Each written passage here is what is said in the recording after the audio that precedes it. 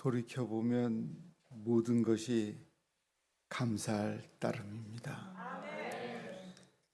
나의 나된 것은 모두 하나님의 은혜임을 고백합니다. 나를 위해 이 땅에 오셔서 생명을 내어주신 하나님의 아들 예수님에게 감사를 드립니다. 귀 있는 자는 성령이 교회들에게 하시는 말씀을 들을지어다. 계시록 2장 29절의 말씀대로 예수님이 이름으로 오신 성령님께서 거룩한 하나님의 일에 동역하게 하셨습니다. 말씀하시는 것을 들을 수 있는 귀를 열어주셨고 순종할 수 있는 믿음과 용기를 주셨습니다. 이 모든 것이 하나님의 은혜였기에 감사와 찬양과 영광을 하나님께 올려드립니다. 어떤 저자가 책 한 권을 출판하고 나서 드리는 감사의 말을 옮겨 보았습니다. 삼위일체 하나님께 차례로 감사를 드리는 모습이 신약 서적의 서문처럼 느낄 수 있으나 이는 자신의 삶을 글로 옮긴 한 평신도의 자서전이자 고백론의 발문입니다. 저자는 장로이며 공무원입니다. 자신을 하나님의 훈령에 늘 귀 기울인 대사였다고 밝힌 김하중 전 중국 대사가 쓴 하나님의 대사라는 저서입니다. 그는 자신의 삶을 통틀어 모든 것이 하나님의 은혜였다고 고백합니다. 인생의 감사제를 드리고 있는 것이라 말할 수 있습니다.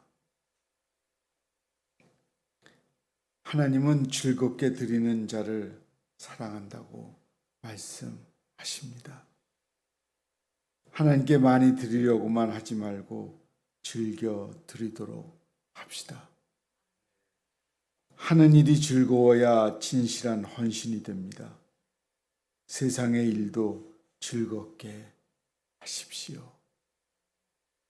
직장에 나가는 일을 할 때도 정말 즐겁게 해야 합니다.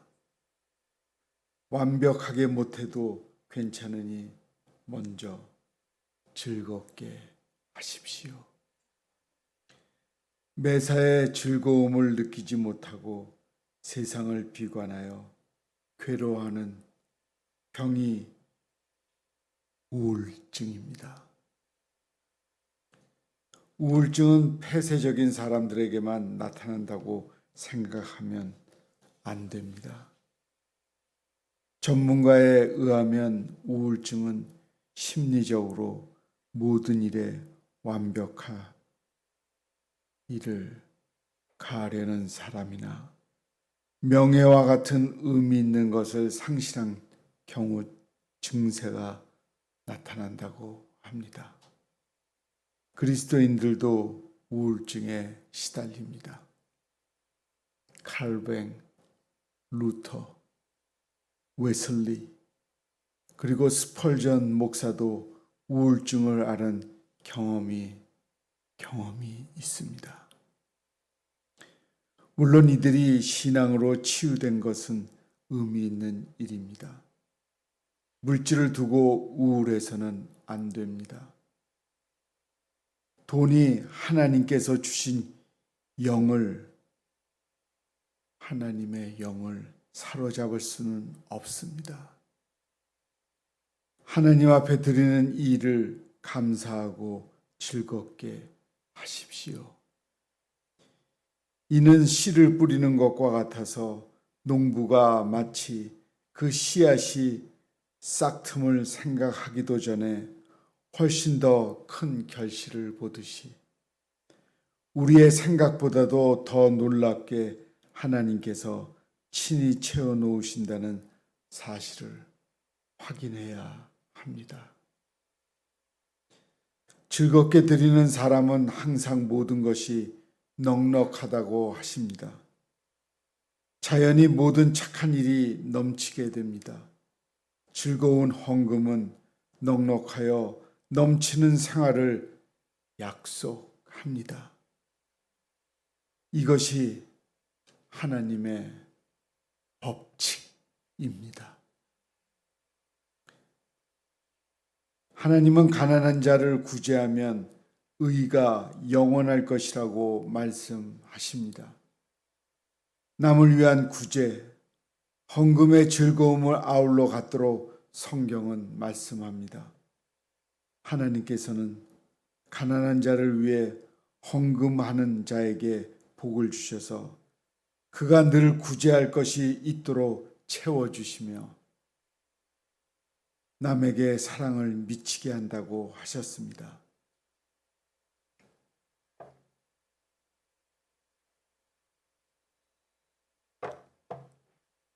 시편 112편 9절입니다.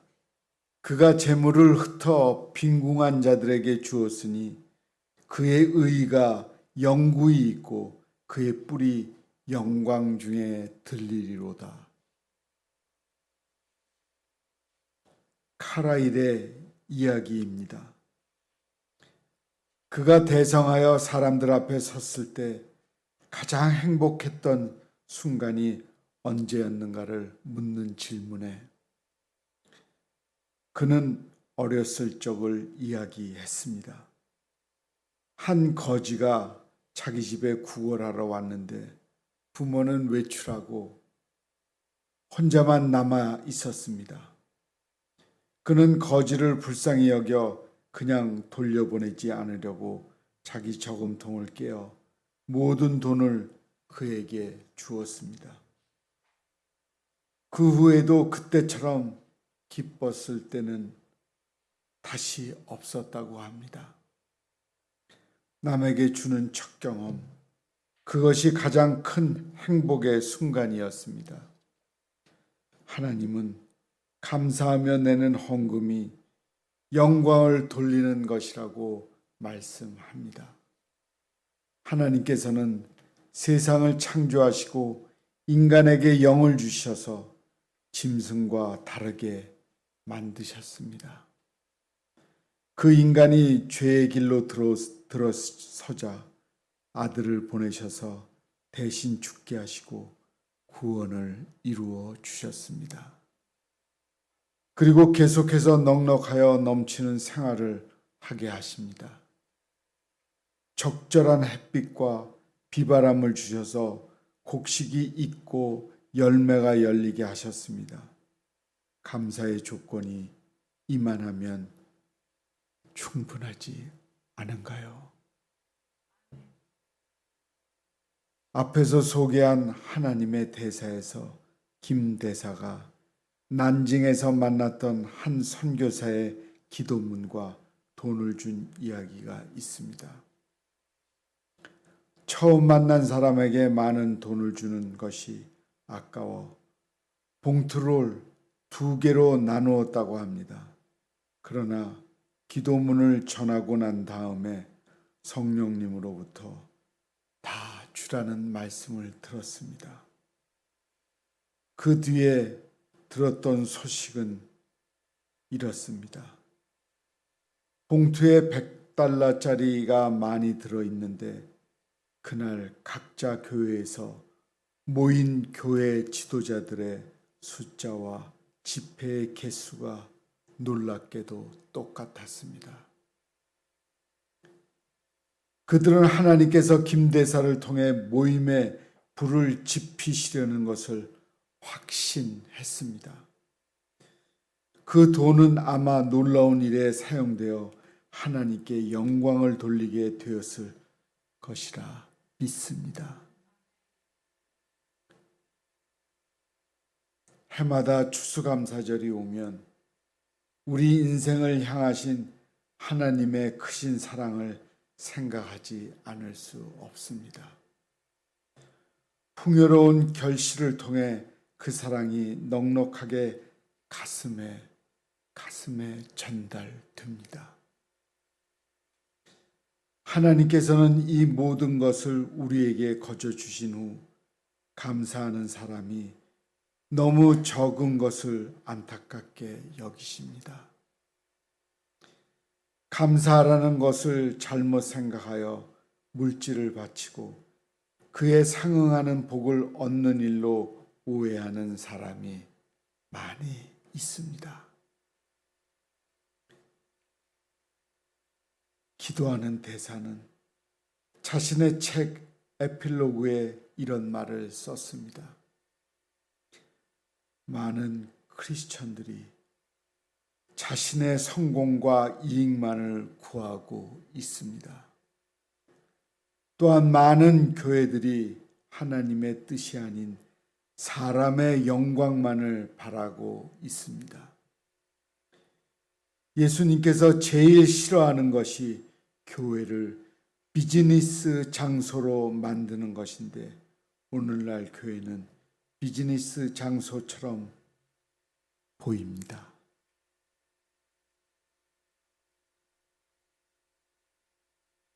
이에 대해 과감히 이야기할 사람이 필요합니다.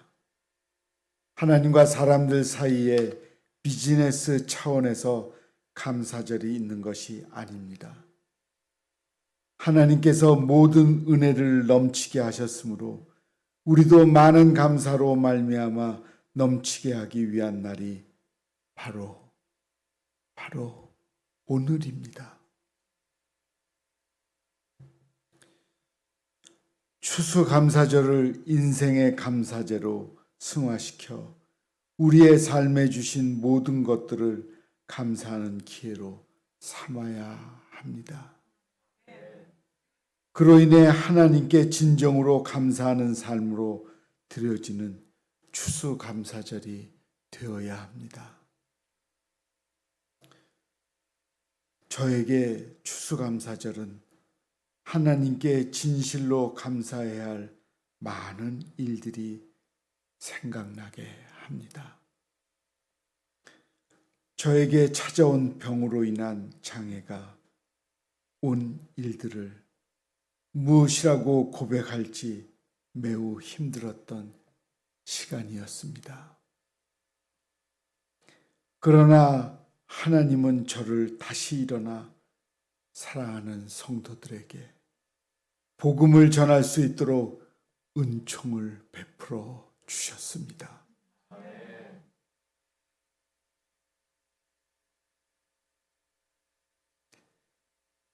하나님의 은혜는 무엇이라 이야기할 수 없을 정도로 감사가 넘치게 합니다. 주님은 어떠한 말로 표현할 수 없도록 감사가 넘치게 합니다. 오, 주님, 감사합니다.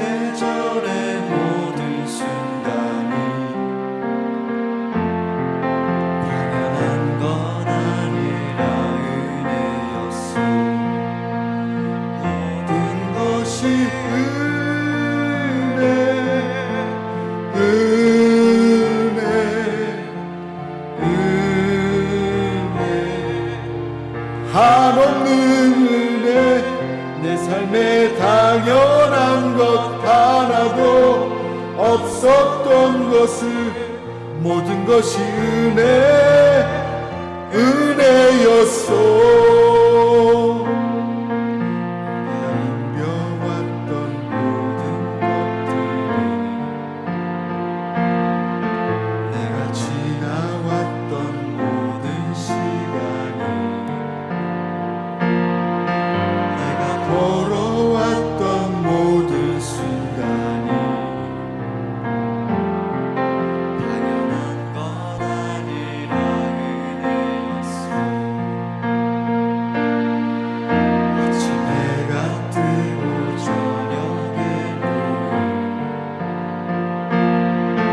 봄의 꽃향기와 가을의 열매 변함없는 계절의 모든 순간이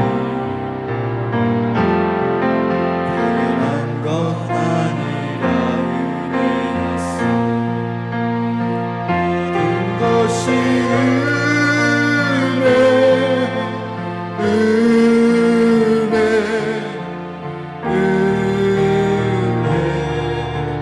한없는 은혜 내 삶에 당연한 것 하나도 없었던 것을 모든 것이 은혜였소. 다 같이 하죠. 2절부터 내가 이 땅에 태어나 사는 어린 아이 시절과 지금까지 숨을 쉬며 살며 꿈을 꾸는 삶 당연한 것이 아니라 은혜였소. 내가 하나님의 자녀로 살며 오늘 찬양하고 예배하는 삶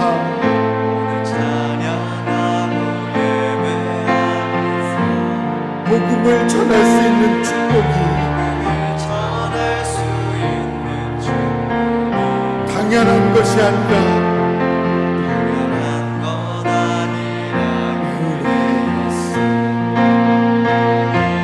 것이 은혜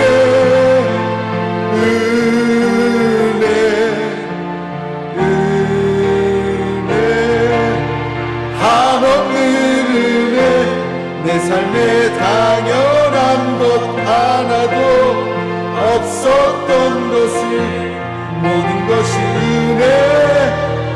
은혜였소. 모든 것이 은혜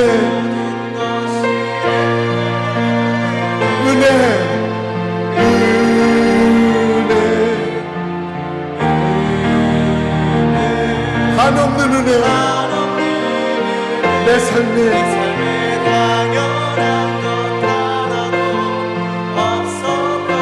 모든 것이 은혜였소. 모든 것이 은혜